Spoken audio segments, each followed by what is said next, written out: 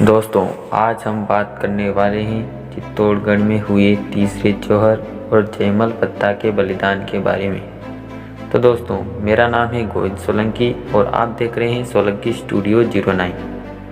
पुरखों के साका और जौहर को हम इतनी आसानी से नहीं भूल सकते हैं। राजपूत योद्धा जो अपनी प्रजा की रक्षा करना जानते थे, जो जीते जी एक पर भी आँच नहीं आने दी। कट गए मर मिटे इज्जत की खातिर। जौहर की चिता में लाखों राजपूतियाँ जिंदा जल गई और लाखों राजपूत योद्धा कट गए, सिर कट गए, धड़ लड़ते रहे। यह वक्त है 15वीं शताब्दी का, जब दिल्ली के मुगल बादशाह अकबर ने मेवाड़ चित्तौड़ पर आक्रमण की योजना बनाई और खुद 60,000 मुगलों की सेना लेकर मेवाड़ आया। उस वक्त महाराणा उदय सिंह भी लोहा लेने को तैयार हुई। अपने पूर्वज बप्पा रावल, राणा हम्मीर, राणा कुंभा, राणा सांगा के मेवाड़ी वंशज तैयार हुए, पर मेवाड़ के तत्कालीन सरदारों ने उदय सिंह जी को मेवाड़ के हित में कहा कि आप न लड़ें, क्योंकि आपको कुंभलगढ़ में सेना मजबूत करनी है।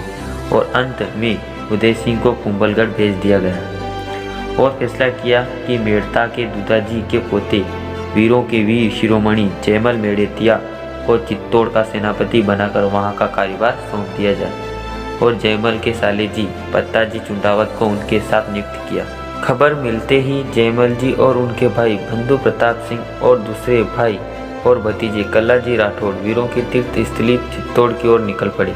निकलते ही अजमेर के आगे मगरा क्षेत्र में उनका सामना हुआ। वहां बसने वाली रावत जाति के लुटेरे से भारी लाव लश्कर और जनाना के साथ जयमल जी को लुटेरे ने रोक दिया।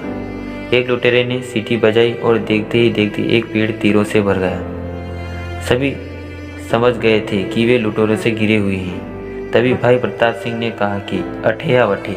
तब जयमल जी ने कहा वटे। तभी लुटेरों ने सारे गहने और कीमती सामान वहीं छोड़ दिया और आगे चल पड़ी। लुटेरों को समझ में से यह बाहर था कि एक राजपूत सेना जो तलवारों और भालों से सुसज्जित थी, जो कि बिना किसी विवाद और लड़े बिना कैसे जा सकते हैं। अभी जयमल की सेना अपने इष्ट नाथ द्वारा में श्रीनाथ जी के दर्शन ही कर रही थी कि तभी लुटेरे वहां आ धमके और लुटेरों के सरदार ने जयमल जी से कहा कि ये अटे और वटे क्या है। तभी वीर जयमल मेड़तिया ने कहा कि यहाँ तुमसे धन के लिए लड़े या वहाँ चित्तौड़ में तुर्कों से।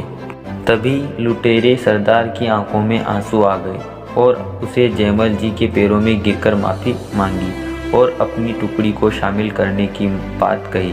पर जयमल जी ने कहा कि तुम लूटपाट छोड़ यहाँ मुगलों का सामना करो। अतः लुटेरे आधे रास्ते वीरों को छोड़ने आए और फिर लौट आए। मेड़ता के वीर अब चित्तौड़ में प्रवेश कर गए थे और किले की प्रजा को सुरक्षित निकालने में जुटे ही थे कि तभी खबर मिली कि मुगल सेना ने 10 किलोमीटर दूर किले के नीचे डेरा जमा दिया है और तभी सभी 9 दरवाजे बंद किए गए और 8,000 राजपूत वहीं किले में रहे। मुगलों ने किले पर आक्रमण किया, पर हर बार वो असफल हुई। आखिर में मुगलों ने किले की दीवारों के नीचे सुरंगें बनाई, पर रात में राजपूत फिर उसे भर देते थे। आखिर में किले के दरवाजों के पास दीवारें तोड़ी, पर योद्धा उसे रात में फिर बना देते थे। यह लगभग 5 माह तक चलती रही और किले के नीचे मुगलों की लाशें बिछती गई।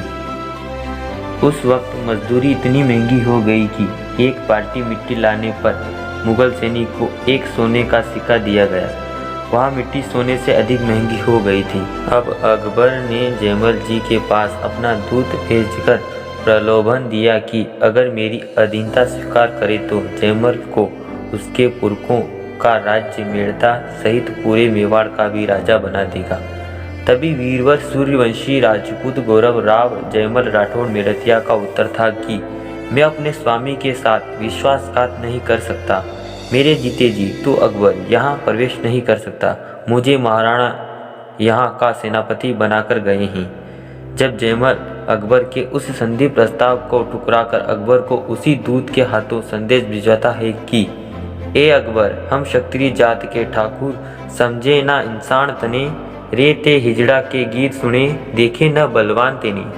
अब यह बात सुनकर अकबर घबरा गया और उसने अजमेर शरीफ से दुआ मांगी कि अगर वो इस युद्ध में कामयाब हो गया तो वो अजमेर जियारत के लिए जरूर जाएगा।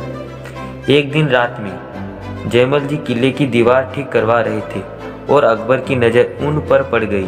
तभी अकबर ने अपनी बंदूक संग्राम से गोली चलाई, जो कि जयमल जी के पैरों में आ लगी और वो घायल हो गए। गोली का जहर शरीर में फैलने लगा। अब राजपूतों ने कोई चारा नहीं देखकर जौहर और साका का निर्णय लिया। आखिर वो दिन आ ही गया। 6 माह तक किले को मुगल भेद नहीं पाए और रसद सामग्री खाना आदि खत्म हो चुका था। किले में आखिर में एक ऐसा निर्णय हुआ जिसका अंदाजा किसी को नहीं था, और वो निर्णय था जौहर और साका का, और दिन था 23 फरवरी 1568। चित्तौड़ किले में कुंड को साफ करवाया गया और गंगाजल से पवित्र किया गया। बाद में चंदन की लकड़ी और नारियल से उसमें अग्नि लगाई गई। उसके बाद जो हुआ वो अपने आप में एक इतिहास था। हजारों राजपूतानियां अपने पति के पांव छूकर और अंतिम दर्शन कर एक एक कर इज्जत की खातिर आग में कूद पड़ी और सतीत्व को प्राप्त हो गई। ये जौहर के नाम से जाना गया। रात भर 8000 राजपूत योद्धा वहाँ बैठे रहे और सुबह का इंतजार करने लगे। सुबह के पहले पहर में सभी ने अग्नि की राख का तिलक किया और देवी पूजा के बाद सफ़ेद कुर्ते पजामे और कमर पर नारियल बांध तैयार हुई। अब जौहर के बाद ये सभी भूखे शेर बन गए थे। मुगल सेना चित्तौड़ किले में हलचल से पहले ही सख्ते में थी। उन्होंने रात में ही किले से अग्नि जलती देखकर समझ आ गया था कि जौहर चल रहा है और कल अंतिम युद्ध होगा। सुबह होते ही एकाएक किले के दरवाजे खोले गए। जयमल जी के पाँव में चोट लगने की वजह से वो घोड़े पर बैठने में असमर्थ थे, तो वीर कल्लाजी राठौड़ के कंधे पर बैठे। युद्ध शुरू होते ही वीर योद्धाओं ने कत्लेआम मचा दिया।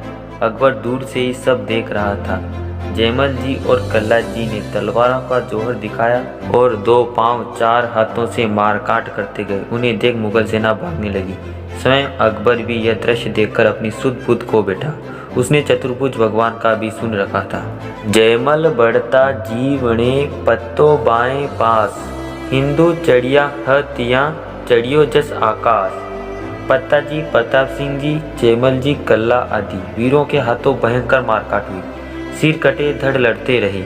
सिर कटे धड़ लड़े, रखा रजपूती शान, 2 मेला नीत बरे, पूजे 2 थोर। जयमल जी के एक वार से 2 मुगल तुर्क साथ कटते गए। किले पास बहने वाली गंभीरी नदी भी लाल हो गई। सीमित संसाधन होने के बाद भी राजपूती सेना मुगलों पर भारी पड़ी। युद्ध समाप्त हुआ। कुल 48,000 सैनिक मारे गए, जिनमें से पूरे 8,000 राजपूत वीर गति को गए, तो बदले में 40,000 मुगलों को भी साथ ले गए। बचे तो सिर्फ अकबर के साथ 20,000 मुगल। बाद में अकबर किले में गया तो वहाँ कुछ न मिला। तभी अकबर ने चित्तौड़ की शक्ति कुचलने के लिए वहाँ कत्लेआम का आदेश दिया और 30,000 आम जनता को क्रूरता से मार दिया। यह कत्लेआम अकबर पर बहुत बड़ा काला धब्बा है। अकबर जयमल जी और पत्ताजी की वीरता से प्रभावित हुआ और नरसंहार का कलंक धोने के लिए उसने उनकी अश्वारूढ़ मूर्तियां आगरा के किले के मुख्य द्वार पर लगवाई। वहीं कल्लाजी घर घर लोक देवता के रूप में पूजे गए और जिन्हें 4 हाथों वाले देवता के रूप में जाना जाता है। मेवाड़ महाराणा से वीरता के बदले वीर जयमल मेड़तिया के वंशजों को बदनौर का ठिकाना मिला, तो पत्ताजी चुंडावत के वंशज को आमेर ठिकाना, वहीं प्रताप सिंह मेड़तिया के वंशज को खानेराव ठिकाना दिया गया। ये वही जयमल मेड़तिया हैं जिन्होंने एक ही झटके में हाथी के सिर को काट दिया था। ये वही वीर जयमल जी हैं जो महाराणा प्रताप के अस्त्र शस्त्र गुरु भी थे। ये वही वीर हैं जो अपनी स्वामी भक्ति को अपनी जान से भी ज़्यादा चाहा। अकबर द्वारा मेवाड़ के राजा बनाए जाने के लालच पर भी नहीं झुके। तो दोस्तों, ये थी चित्तौड़गढ़ किले के जौहर और साके के बारे में जानकारी। आशा करता हूँ आज का वीडियो आपको पसंद आया होगा। ऐसे ही और अन्य वीडियो के लिए हमारे चैनल को लाइक करें, शेयर करें एंड सब्सक्राइब करें। और आज के इस वीडियो पर आपकी क्या प्रतिक्रिया है हमें कमेंट बॉक्स के माध्यम से अवश्य बताएं।